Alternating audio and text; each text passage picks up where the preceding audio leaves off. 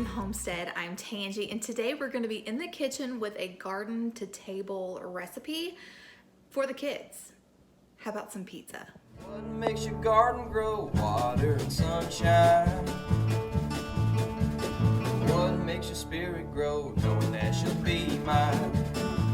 So about a month ago, my friend Jennifer at Serenity Hill Farmstead reached out to me with an idea for a collaboration. Basically how we share homesteading with our kids. Why do we feel like it's important, and how are we passing on those life skills to our kids? She also asked our friends the Macs over there in Mississippi, so you need to go check them out, as well as Milk and Honey Acreage. So I'm going to throw their links along with Serenity Hill Farmstead down in the description box so you can see all the videos. We've been gardening for about 8 years. We have 2 kids. Our oldest is 18, which still feels weird to say out loud, but we have an 18-year-old and an almost 15-year-old.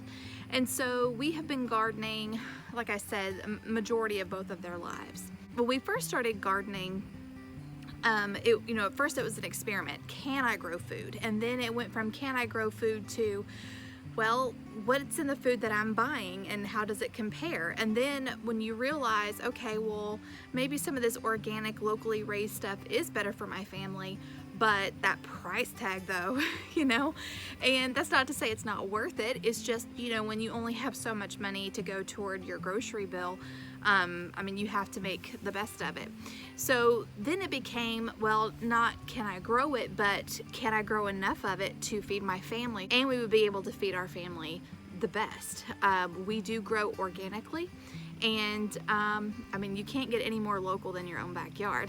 So and then of course it became, okay, so now that we have all of this food, what do we do with it?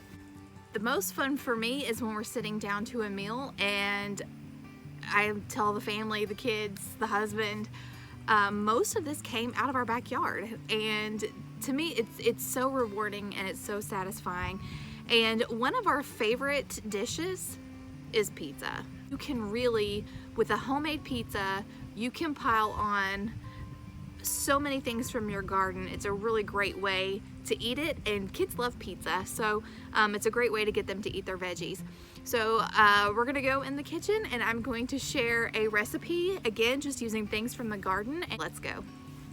So I'm not going to make your typical round pizza. We are going to make a sheet pan or cookie sheet pizza. So this crust recipe is perfect for the size of cookie sheet that I'm using, which is 16.5 by 11. So in my mixer bowl, I am putting in 1 1/4 cup of warm water, 2 tablespoons of sugar, or you can use honey, 1.5 teaspoons of yeast, 1 teaspoon of salt, and 2 tablespoons of oil, and I am using olive oil. So once I get those all in my bowl, I'm going to give it a little mix, and then I'm going to let it hang out for 5 to 10 minutes to let the yeast bloom. And this is what it looks like when it's ready to add the rest of the ingredients. So now that the yeast has bloomed, we are going to add in 3 cups of all-purpose flour, and I'm going to mix this all in with my dough hook for a few minutes until the dough is smooth. Now the next part that you see here is me wiping down my surface with a damp paper towel, and then I'm going to rub flour over top of that. I learned this from a baker to create a nonstick surface when you are getting ready to knead dough. So I'm just creating my nonstick surface, and then I'm going to turn out the dough onto the surface, and then we're going to shape our dough into a dough ball.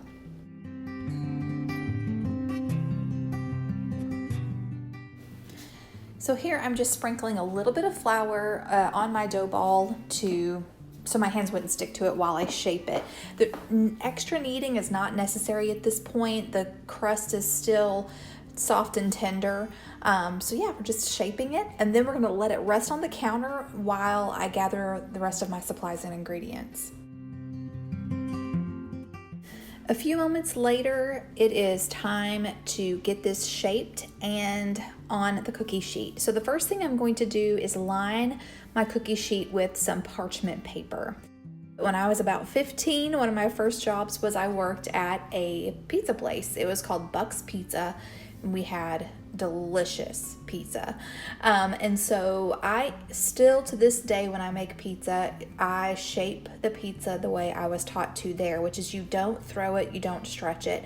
You actually just use your fingertips and you pat it out with your fingertips to get the shape that you want. So if I wanted a round shape, I would use my fingertips and do what I'm doing here and do that in a round motion, so that way it works out round. But since I want to achieve a rectangular shape, I am patting it out into a rectangle. Once I get the gist of my shape, I take a rolling pin and flour it, and then I roll out my pizza dough to about a 1/2 inch thick. And the goal is you want it to be just a little bit shorter and a little bit narrower than your cookie sheet, because you do have to fit it on there. So that is what I'm working toward here. I'm just rolling it out, again trying to maintain somewhat of a rectangular shape and get it about 1/2 inch or less thick.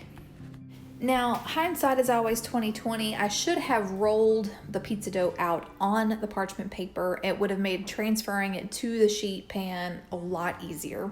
But what I'm doing here is I am using a rolling pin and my scraper to get the pizza dough off the counter and onto the cookie sheet without messing up my dough. So learn from my mistake, roll it out on parchment paper, and then transfer it to your cookie sheet.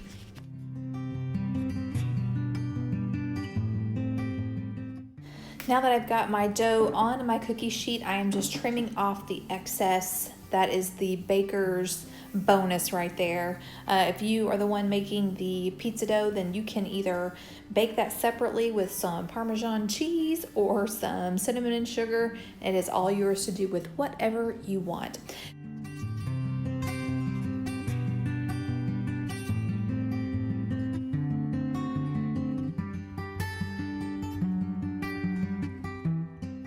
I do hope you enjoyed that little bit of a satisfying cleanup. I'm telling you, those scrapers are so handy to have around. Okay, so before we start saucing up our pizza, there's something again that I learned at the pizza shop that I worked at as a 15-year-old, and that is to season it before you sauce it. So the first thing I'm going to do is I'm going to brush the pizza crust with olive oil, and then we are going to use our fresh garlic from the garden, and I am using my Pampered Chef garlic press, and I am squeezing out a couple of cloves of garlic over that olive oil. And then once we get that spread out, we're going to hit it with a little bit of shredded Parmesan cheese. We have not yet canned any tomato sauce from the garden this year. So far, all of our tomato harvests have gone into making salsa. And once I meet my 1-year goal for 60 pints of salsa, then I will start canning tomato sauce. So until then, we are going to use this delicious pasta sauce. This is about a 1/2 cup, but depending on how saucy you like your pizza, you can definitely use more. We like ours just a little light on the sauce. I'm using the back of a spoon to push the sauce out to the edges, and then once I've done that, I get some of our homegrown dried oregano, and I'm just sprinkling a little bit over the top of the sauce. For the meat today, I am just using some ground beef, but again, if your family raises meat on your farm, then you can absolutely use whatever you have. You can use chicken, you can use deer, you can use, really the sky is the limit. Whatever meat you like to eat, put it on a pizza. I'm adding our homegrown onions, and what I did when I brought them in is I peeled them and chopped them, and then I portioned them out in about 1/4 to 1/2 cup portions, vacuum sealed them, and then threw them in the freezer. It just makes it so much easier during meal prep. So I'm just breaking the onions apart and sprinkling them over the meat.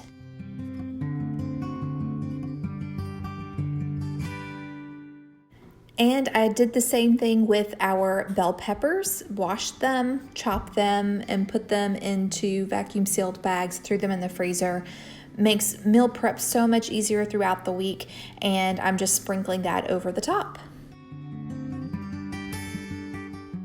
Jack and I like banana peppers on our pizza, so here you can see I am using kitchen shears and I am just slicing up a banana pepper over the top of the pizza. That's the end of the vegetables that I use, but you can add squash, zucchini. I mean, anything that you grow in the garden is most likely going to be amazing on pizza, although I don't think cucumbers would be that good.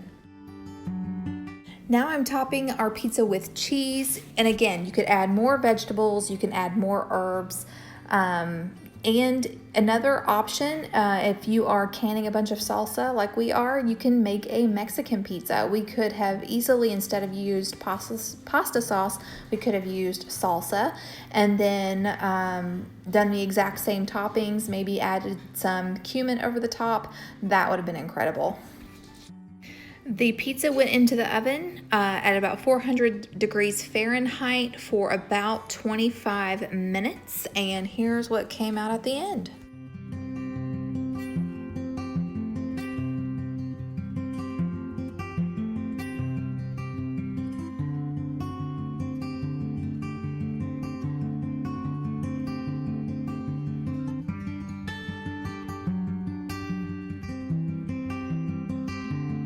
Alright, that's all we got for you guys today. We hope you enjoyed this video. If you are new here, we want to invite you to hit the subscribe button here at Freedom Homestead. We are all about life, liberty, and the pursuit of preparedness. And yeah, so go out there, grow your food, and make pizza. Until next time, freedom lovers, remember to be vigilant, be prayerful, and be prepared. Bye, guys.